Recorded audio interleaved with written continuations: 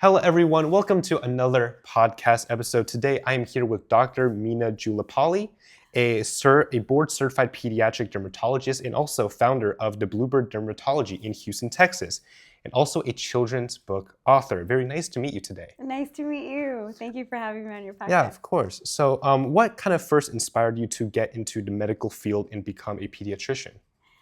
So my father was a doctor, so I kind of had exposure to that at a very young age. And my two older brothers actually went into medicine as well. They're quite a lot older than me. But for me, once I got to college, it was something that I wanted to make sure that it was that I wasn't just choosing that because that's all I was exposed to. So I actually in college took lots of different courses: economics, philosophy, anthropology, history, and I actually majored in ancient Mediterranean civilizations. So it wasn't, I had taken Latin in high school, and it was just something that allowed me to kind of continue that interest in history and anthropology and languages that I had a big interest in. And I think in my head I thought, I'm going to be studying science for the rest of my life. Yeah. This might be the last time I get to study something else intensely. And I will say that it was the first question that anybody asked me in my medical school interviews, which is, what is this ancient Mediterranean civilization? Right. Everybody that they had interviewed was a biology major, a chemistry major, a biochem major. And so it was something that allowed them to kind of remember me. But for me, after exploring all those different fields in college, I still, I volunteered at the hospital, and it was still what I felt was a calling for me in being a healer, because it's one of the few professions where I think you feel that you're making a difference every day, and that's kind of how I ended up there. But I wanted to make sure it was my own choosing and not because that's all I ever knew. Was it a difficult transition from ancient Mediterranean studies to a medical field? Was that difficult? Well, you still have to take your pre-med requisites. So I did all that. I mean, I went to Rice University for undergrad, and it doesn't have minors, so I probably would have qualified for a biology minor anywhere else. But no, I think it. Honestly, I think it really allowed me to have a really well-rounded education before I even went into medical school, which I think was really important because, most people who end up deciding to go to medical school are pretty high achievers. Yeah. You're probably at the top of your high school, you do really well in college, and then you get to medical school and everybody is a high achiever. So it's very humbling, let's put it that way. And so I think trying a lot of different things in college and kind of putting my feet in different fields helped prepare me for the fact that all of us come from different backgrounds. We have different strengths, and that is okay. Yeah. And so I don't think it was a huge transition. I was for the most part, I was a pretty good student, and I think probably what worked to my best advantage, especially once you get into medical school and then you start your clinical rotations, is that I have an insatiable curiosity just to learn about people, learn about their stories, about where they came from, and I think that really served me well in taking care of people. Yeah. The medical school you went to, it was University of Colorado, right? No, it was actually, so I went to Baylor College of Medicine, just across the street. Oh, okay. And I actually was at Baylor for my medical school. I was at Baylor for my pediatric residency. I was at Baylor for my dermatology residency. Wow. And then I went to the University of Colorado for my pediatric dermatology fellowship. Okay, I see. And you were an assistant professor of dermatology and pediatrics at UT Austin for 7 years, and you decided to open up your own pediatric care practice. So what inspired you to make this transition? So after fellowship, I went to UT. It wasn't UT Austin, the medical school at the time. It was still part of UT Southwestern, and now they have their own medical school branch. And I actually was there for about a year and a half, and then I moved back to Colorado for the rest of that time while I was in academics. Yeah. And part of it was just being in a big hospital system, sometimes it ends up being very busy. Near the end of my time there, I was seeing 50 patients a day, and it didn't feel like the right fit for me to be able to really, like I said, be curious about people, learn their stories, and I don't think I can give the best of me and my knowledge and impart the tools that my patients need to help heal themselves if I don't know their stories. And so seeing that many patients a day didn't really allow me, it didn't fulfill me in how I wanted to take care of patients. And so I actually ended up taking about 6 months off, and just kind of recentering and making sure this is what I wanted to do. And I traveled the world. I ended up doing a medical mission in Thailand for about a month. I hiked the Alps because it was something that I always wanted to do. I went to Antarctica, my last continent.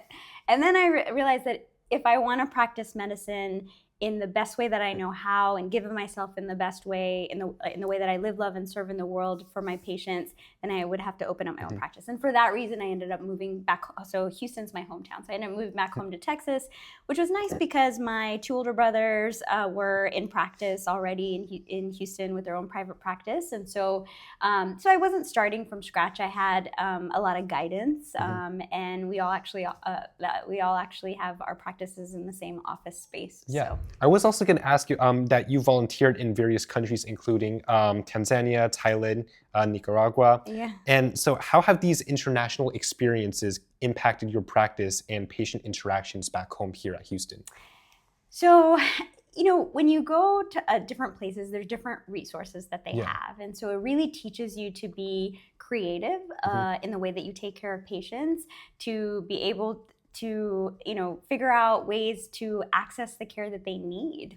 And it also again is another kind of humbling experience because you realize a lot of the resources that we have that we oftentimes take for granted. But I also learned a lot too, because no matter where you are in the world, people want the same thing. They want to feel safe. They want to feel they want to be healthy. They want to be strong. They want their families to be safe. And so coming back from a lot of those experiences enriched my experience here because I felt even more grateful for the privilege that I have in being able to take care of people. And also, in other parts of the world, oftentimes when we're here, because we take all of those things for granted, when you're taking care of people in other parts of the world, there was just so much gratitude for a doctor from America coming over and spending time and energy to teach and to help them in whatever way possible. And that I always kind of keep that in my heart to remind me of why I do what I do. Yeah. What was your favorite experience when you visited all these different countries? I think it's the same way that I would explain why I love traveling. So at this point, I've been to all 7 continents, all 50 states, 40 plus countries.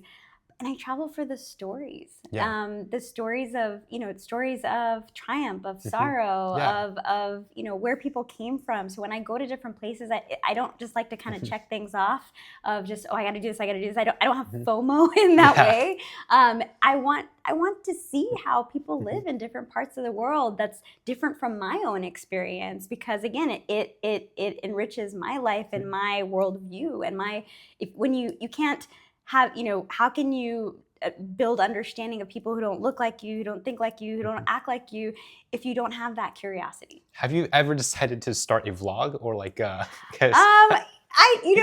not the best at social media and all that. I whenever I can, if something pops up in my head, I will do that. Someone literally yesterday asked me, do you journal all of your travels and your experiences? I was like, I wish I had done that way back when. I can always start now. It's never too late to start, but I really wish I had done it. I would love to hear all those stories. They seem incredible. Yes. No, they're all in my heart and my head. So when it comes up, I am a really good storyteller because I've carried all these stories with me. You're also a triple board certified. So can you explain kind of what that means and what's the difference between just being board certified? So I did actually 2 residencies. So the thing about pediatric dermatology, the only way that you can actually get to pediatric dermatology is through dermatology.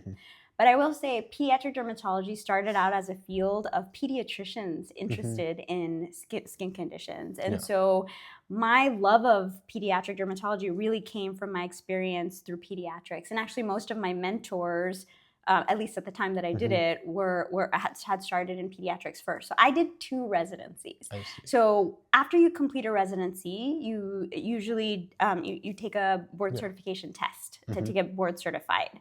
So because I did 2 residencies, I became board certified in pediatrics. I became board certified in dermatology. And then if you want to specialize beyond that, that's called a fellowship. So when you do a fellowship, and for me, it was pediatric dermatology. For somebody else, in dermatology, it might have been dermatopathology or Mohs surgery. Or if you go into something like internal medicine, it might be cardiology or gastroenterology or things like that. Yeah. So after you do a fellowship, you usually take another certification test, and you become board certified in that. And around how long does that take, like the time span? So I used to joke because I work with kids, and some of them don't realize that I'm an adult, and so they're like, "What grade are you in?" And I would often joke, "I'm in 27th grade."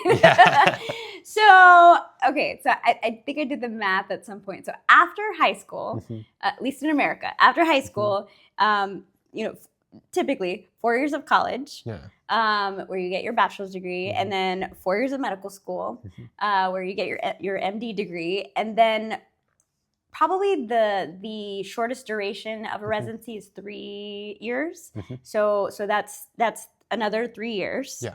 And then after that, you can go and practice. I decided to do 3 extra years, and then another year after that. So what is that? 4 plus 4 plus 3 plus 3 plus 1, whatever that is. Yeah. Yes. So not everybody has to do that, but for me, that is what I was called to do. At the 2024 Society for Pediatric Dermatology annual meeting, you presented Rediscovering Joy in Our Lives and Workplace. So can you share kind of some key insights from this session and discuss the role of joy in medical practice? That's such a good question. In not just in medicine, but in pretty much every field, so healthcare, government, politics, education, corporations, nonprofits, you've probably heard a lot about people being burned out. Yeah. And burnout really stems from just not feeling like you're connected to a sense of purpose and meaning in what you do. It comes from not feeling connected to the people that you work with or the people that you serve, not feeling valued or like you're growing or achieving something in your career. Because, life is all about continual growth and improvement, and that's kind of what makes it kind of worthwhile. And so a lot of people have a lot of people saw that I have a certain kind of way that I move about in the world, and part of that is that I call myself a joyologist. So and what I mean by that is someone who has never lost that sense of curiosity, wonder, and awe about the world, and finds it in everything, in the little things and the big things, and in everyone. But that's not something that just happens all the time. That joy is not the absence of sadness. Yeah. It's what allows us to experience all of what makes us human, and you can't. I kind of think of it like a swing. You can't really, at that point where time stands still, you have to commit to powering through the depths of sometimes grief, sadness, disappointment, fear, anxiety to reach new heights of joy. And so when I go around speaking, around the country at conferences, what I'm mainly talking about is how do we cultivate that joy in our everyday, even through the face of overwhelming adversity. Yeah. And a lot of that includes being curious, because when you're curious and you're trying new things, exploring new places, meeting new people, you're making new connections in your brain. And so you kind of get reconnected to that sense of purpose and growth. Yeah. Playing. A lot of times we think of play as just something that kids can do, that are supposed to do. But honestly, we need to be playing throughout our entire lives, and that includes curiosity. Community is an important part of that too, building that tribe, because what do we all want in this world? We want to have a sense of being seen, that we are seen, heard, understood, valued for who we are. And so much healing happens in community, because another epidemic besides burnout is loneliness.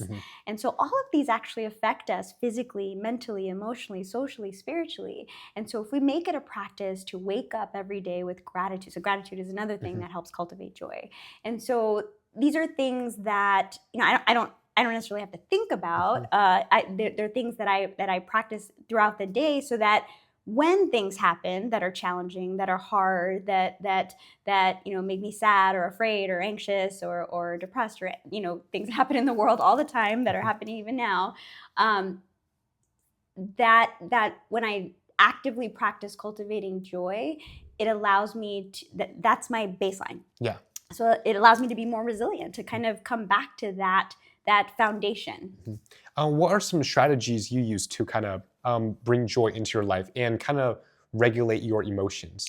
Yeah, so every morning I don't get out of bed without feeling grateful for life, a joy for existence, and so I do a little maybe it's through meditation, it's through a gratitude practice. I kind of just awaken all my senses with gratitude, and sometimes it takes 5 seconds, sometimes it takes 5 minutes, or maybe even longer, because maybe I'm weighed down by something.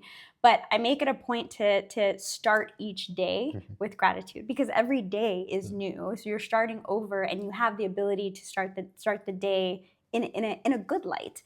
So I do that. Throughout the day, I am playing in various ways, and by that I mean just laughing. Making a point to, the beauty of laughter is that your body doesn't actually know the difference between real laughter or laughter that you actually that was triggered by something, or laughter that you intentionally do. So when you laugh or smile, it actually, even if you're doing it for no reason at all, it actually, your brain actually releases the same dopamine, oxytocin, serotonin, endorphins, and all of that anyway. So, but here's the thing about laughter: you start laughing, it's contagious, and you're going to continue to do that. So laughing, playing. I love learning new things all the time. I was at a coffee shop on Monday, and I saw a group of women who were knitting, and I went over to talk to them, and I think I just got adopted by them. They're like, "Come back next week. We'll teach you how to knit." I'm like, "Okay, cool." I mean, no matter kind of what season of life or age I'm in, I'm always doing something new. I just in the last year, I've become a taiko drummer. Wow. I do swing dancing, and these are things that I didn't know that I was going to do, and it was just, I started to do it, and I realized, like, wow, I mean, I really love doing this. It brings me a lot of joy, and so I think when you continue to do the things that bring you joy, it reinforces that, and you want to keep doing it more, and you want to spread it. Just acts of kindness. Those are things that I actively do every day too, without necessarily thinking of it. I mean, we talk a lot about random acts of kindness. It's only random for the person that's receiving it. For you, it's very intentional. So doing things like that every day just really keep me centered, connected to my sense of purpose, connected to the people around me, because I think so many of the problems in the world really have to do with disconnection from ourselves and the world around us. And so many of us are on our phones all the time. We're not looking up, and that doesn't allow us to have that kind of connection. And I oftentimes will say, we're so electronically connected than ever before, but so emotionally disconnected. And so those are things that I actively do, and I try to teach people too, and I surround myself with people who are really excited about that. And the more, another thing that I often say is, the more joy that you put out into the world, the more joy you'll find wherever you go. I can definitely find a lot of connections with myself as well, because I love to play sports, and I also love to exercise, and I think kind of like these hobbies in, I think, physical exercise. There's definitely like a study like somewhere with physical exercise, and also like with your mental health, and also with, 100%. Thank you for bringing that up. Because that's another thing that I actually talk about is movement. Because not only is it good for our physical health, our mental health, but it also helps stabilize our emotions. It helps release stress. So movement in whatever way speaks to you. It could be sports, it could be dance, it could be yoga. All of that is actually really important as well.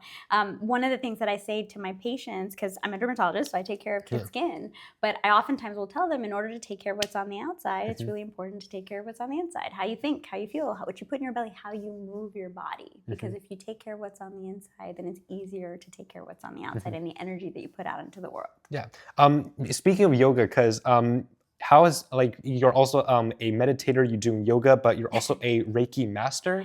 And so, like, kind of like, how has that influenced your life? And also one, like, as, because I remember I have seen like a Reiki like a clinician, or I'm sorry, like a long time ago. And like at first I didn't really understand like what kind of like that is. So I was actually wondering if you could kind of explain kind of what that is and how it works. So Reiki stands for, in Japanese, stands for universal life force energy. It's similar to prana or chi, you know, and really it's nothing magical. You know, that energy is all around us, and it's just allowing whatever you can do to allow it to flow through you without any, freely, to flow through you freely. And so going through Reiki training, you know, actually I was trained by another physician who turned to Reiki. So Dr. Judith Hong, she's a dermatologist, and she turned to Reiki to kind of help heal her from her house burned down in fires in California. And that's something that really helped heal her. And then she realized that one of her callings was, I need to teach other physicians how to do this.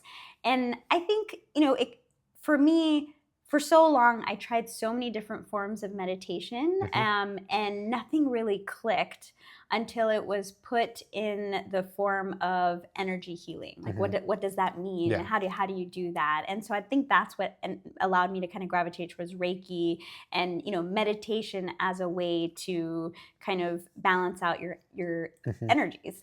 And so it actually, I mean, I think it brings me a peace in the way that I interact with people, because I get people all the time that's like, they have their kids come and they're like, oh, they're so calm around you. And I think when you have that within yourself, you're projecting that, and because we're constantly exchanging energy all the time, and so we're projecting that energy out to them. And it's the same thing that I like when I talk to parents about how they handle some of the struggles that their kids are facing. You know, if they also have that kind of anxiety about it, then your child is going to feel that as well. So those are some of the things that, you know, I use the tools that I learned from that to help myself, but also because of how much it's helped me, I'm projecting that energy to other people. And I use those principles, just for example, when I was teaching my nephews how to ride a bike. You know, oftentimes when you ride a bike, you know, you get a little frustrated, you're falling, and then it's just harder to do it. And, you know, my nephews, because they were I had 4 living in Houston, they're all different ages and with different personality types. And I use principles of yoga, meditation, Reiki to teach them. I had them visualize, before they even got on the bike, I had them visualize themselves being able to do it. They saw themselves on the bike, riding the bike, riding it fast, doing it. And then I had them feel the emotions that they would feel when they had already accomplished that feat. And you know, I had them talk about it. What are you feeling? I'm proud. I feel I'm going fast. You know, they thought about all these things and they internalized it in their body. And the thing about that is your body doesn't really know the difference between an experience that's actually happening versus another one by thought and feelings that you're experiencing. That future you're creating in the present. And so when they finally got on the bike, they already knew that they were going to accomplish this. It was just a matter of positive of time, energy, right? So that when they got on the bike, and I honestly never held the back of their seat. So they got on the bike, and they knew. And then another thing, because in yoga, when you're doing different poses, there's a word called drishti, which means focus. And most of the time, you're not focused on the ground. You're focused on kind of where you want to go. And when you focus forward, then your posture changes. You have more balance. And so if you know, when you're riding a bike, if you focus on the ground, you're gonna fall to the ground. If you focus on where you're gonna go, so your body is more upright, and so that kind of helps your balance. And then I had them kind of be rooted to the ground on the seat, and their crown was all the way to the sky, and it helped their posture, it helped their balance. And when there was a moment where they kept falling or they would be frustrated, I would have them take a break, and then I'm also trained in heart math, and so I would have them kind of focus on their heart, and breathe into and out of their heart a little bit more slowly and deeply than usual. And so what that does is it builds coherence in your body. So if your heart rate kind of slows down and you're a little bit more centered, your emotions are settled down, you get more emotional stability, more regulation, more mental focus, clarity, performance, and so then your body will follow. And all of them, and actually the youngest, I think he was 5 or 6 at the time, was the one who learned the quickest. Wow. This kind of reminds me of an analogy. It was like, if you put like a bunch of fleas in a jar, and like it's like this analogy, like the fleas will like jump out of the jar, but if you like close it and you like leave it for a couple days, and like they will actually jump like at the same height. I'm not sure. It's this analogy. Coherence. It's like the mindset thing. Like Yeah. It's like you can only like jump as high as you think you can jump. Yeah. So it's like kind of like the same thing with like the mindset and like how like your emotions kind of Absolutely, play a role. I think most of the things that hold us back is our own limiting beliefs. Yeah. And so when you yourself feel unlimited and limitless, then there's nothing that's going to stop you. Yeah. And speaking of like with like these emotions and mindsets, what are the top 3 emotions you feel in your profession as a dermatologist and pediatrician? Definitely joy. Yeah. Gratitude. And what was the last one? I'm trying to think of a noun for Just like describe it. Possibility. Possibility. Possibility. Yeah. In your TED Talk, you explore cultivating joy amidst adversity. And so what key messages did you aim to convey, and how do they relate to your work in pediatric dermatology?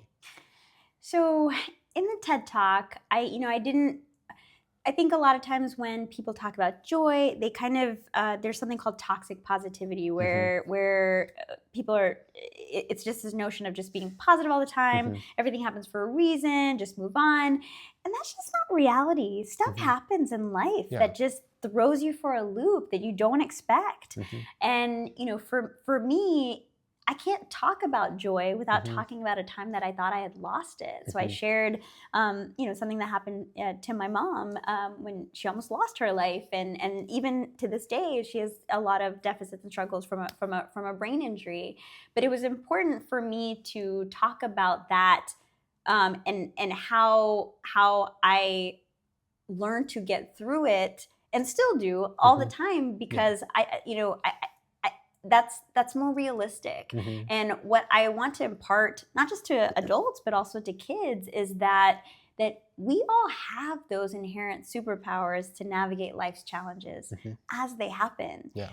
We cannot, I think a lot of times as adults, as caregivers, as parents, we try to protect children from any hardship. And I think that's a little bit of a disservice, because, keep them as safe as possible. But in that safety, they need to explore, be curious, make mistakes, fall, fail, so that they know that they have the strength to get back up again. Also, the best part is you can learn from your mistakes, and don't make the same mistake again. I mean, and you're right though. So another thing that's really important that I oftentimes will tell kids is that in stretching yourself out of your comfort zone, that's where you build your self-confidence. That's where you grow. If you're doing the same thing every day in your little bubble, nothing's going to change. So when you allow yourself to kind of go into that unknown, it might induce fear, it might induce anxiety, but that's only because your brain and your body has not experienced it yet. It doesn't know how to do it yet. So you do it, and then you realize, oh my gosh, I have a new skill, or I went to a new place, or I met a new person. What possibilities can come from that. I remember my dad would always tell me, like, you can make as many mistakes as you want, just don't make it again. Just don't do it twice. Good advice. Yes. You've also authored 2 children's books. Listen to the Song in My Heart and Bluebird, Oh Bluebird, What Makes Your Heart Sing. So what inspired you to write them? So that's actually a funny story. I wasn't inspired to write them. So in the middle of the pandemic, when everybody was, baking bread and doing, different things, I literally woke up one day and 3 children's books came out of me. And I got up and I just put them into the computer. And then I was like, what am I supposed to do with that? Yeah. I'm not a children's book author. Imposter syndrome set in. And so I did nothing with it for years. And I realized that what I was waiting for is that I didn't want anybody to illustrate them. I wanted kids to illustrate them. And one by one, these kids showed up in my life. And the first one, Listen to the Song in My Heart, was illustrated by someone who, she's a teenager who struggled a lot in school, never felt like she quite belonged. She went onto YouTube one day and realized that she was that she liked watercolor painting, and she taught herself how to watercolor paint. So it's illustrated by kids? I did not know that. Yeah, so she taught herself how to watercolor paint. Yeah. She realized she was really good at it, and then she took other classes where she could do oil painting, acrylics, and all of that. And the beauty of it is that the whole message of that book is about discovering your joy, of the joy of your unique gifts, and celebrating and sharing it with the world. So that is exactly what she did. She listened to that song in her heart and she put it onto the page. And after we had completed the book, they had discovered, her family had discovered that they did some testing, and they discovered that she had high functioning autism. So that kind of explained a little bit of why she has difficulty communicating in words.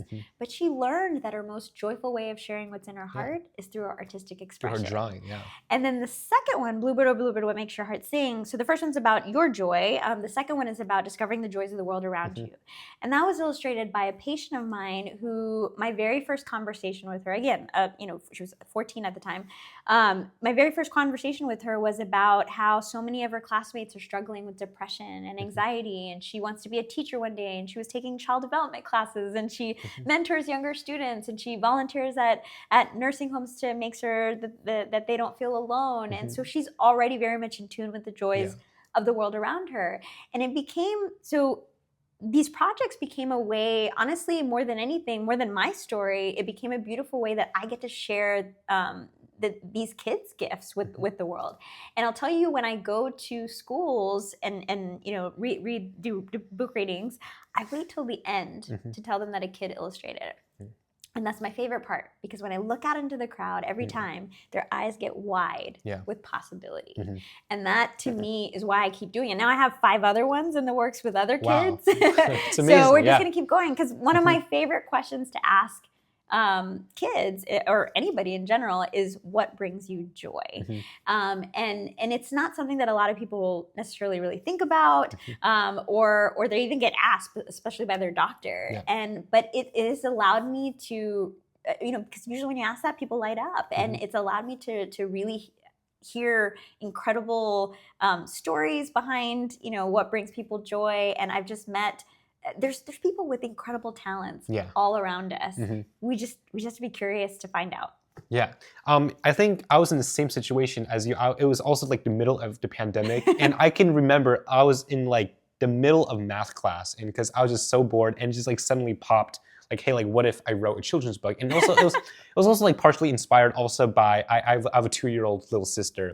So like that also like really inspired me to work with children. And it's mostly like science related, because I really love science and things like that. So I also like illustrated the drawings and things like, so it was really funny, because I think I did like a lot of things. It was like the middle of the pandemic, and I couldn't go outside.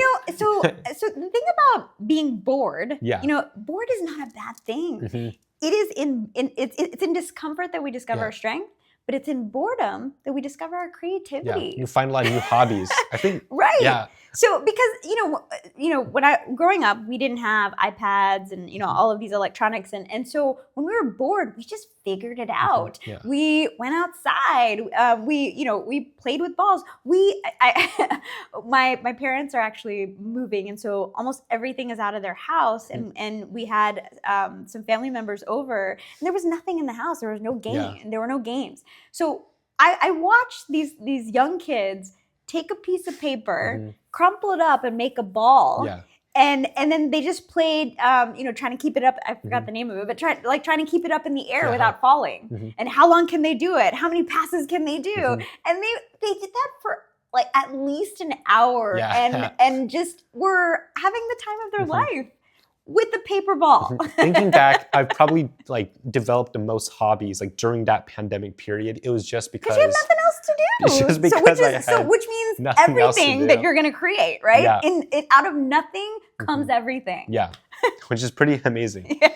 And this is more like a question about dermatology and like kind of for myself. So in more like East Asian culture, like we have this thing, like we try to like make our skin like as white as possible. Like we're kind of like sun phobic. Yeah. So I was asking like, is there any like positive or negative effect of doing that, trying to like avoid the sun as possible and trying to like do that? So, being outside and getting sun exposure, it's actually really good for your mental health. We know this because in places where it's dark a lot of the time and you don't get sunlight, it actually affects our mood. So people have seasonal affective disorder, so they have depression, they have a lot of those things. So being outside in nature is really important for our mental health, our emotional health, and also just, because you're looking up, you're out in the world, and that activates your dopamine pathways, but it's also important for our physical health. So if you're not getting any sun at all, most of us, and it's not just East Asian cultures, I think in just the way that we live in the world right now, it's an indoor culture in many ways.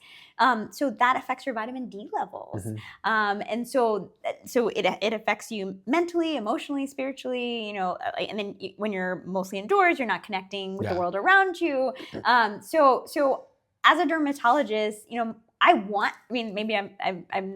a different kind of dermatologist. I want people to go outside, enjoy the sunshine, all of that stuff. Just don't burn. That's it. So there are things you can do, but absolutely go outside as much as possible. And also, because I also want to go to med school and become a doctor, what are some advice that you would give to someone who also wants to go to med school? To be both open-minded and open-hearted. The path to medicine for a lot of people isn't just a straight path. Sometimes people take some time off, they do research, they do other things. When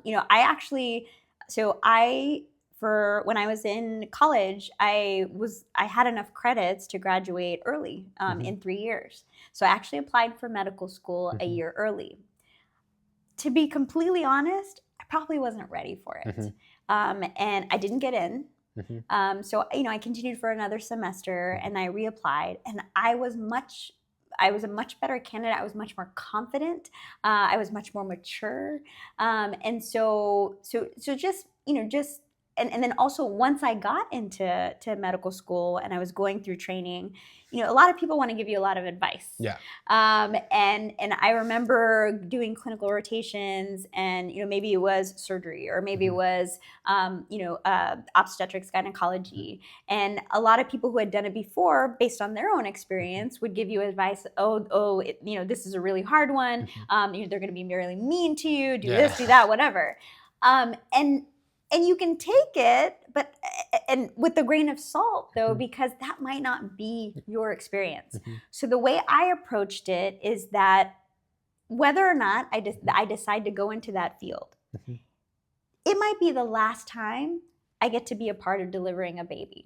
Wow. It might be the last time that I get to, see the insides of it, of your body, and kind of see how that works, and how we can save lives in that way. And then when, no matter what field I end up going into, because I have that knowledge and that respect of all of the different things, and I have that curiosity to want to learn as much as I can about that maybe that only time that I would be exposed to that field, it allows me also to have a better understanding of when I have a patient with a problem that might not necessarily be related to the skin. I feel very confident in sending them to wherever they need to go. So I would say be open-minded, open-hearted, be curious about really exploring the things that bring you joy in whatever field, whether it's medicine or anything else, so that when you do end up doing it, you do it because it enriches your life. And to end off this podcast on a good note, can we share one thing that we are grateful of?